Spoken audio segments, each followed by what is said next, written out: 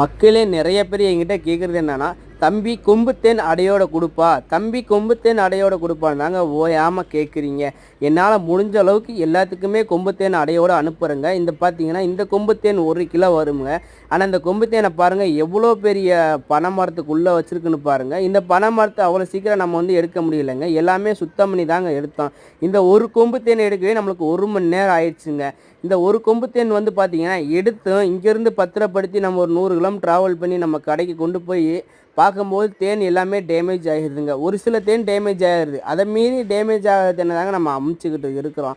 இந்த கொம்பு தேன் அவ்வளோ சீக்கிரமாக வேகமாக எடுத்துட முடியலைங்க. ஏன்னா வந்து பார்த்தீங்கன்னா கொம்பு தேன் வந்து பார்த்தீங்கன்னா எப்போவுமே தன் கூட்டை வந்து அதிகமாக முட்பொதல்லையும் இந்த முள்ளுகள்லையும் இந்த வேலிகளையும் மட்டும்தாங்க இந்த மாதிரி கொம்பு தேன் அதிகமாக காணப்படும். இதோட தேன் வந்து பார்த்தீங்கன்னா 1 கிலோ வருங்க. உங்களுக்கு இந்த மாதிரி சுத்தமான கொம்பு தேன் அடை வேணும்னா நம்ம தங்கம் சென்னையை கான்டாக்ட் பண்ணுங்கள். நம்மக்கிட்ட கொம்பு தேன் அடையும் கிடைக்குமுங்க.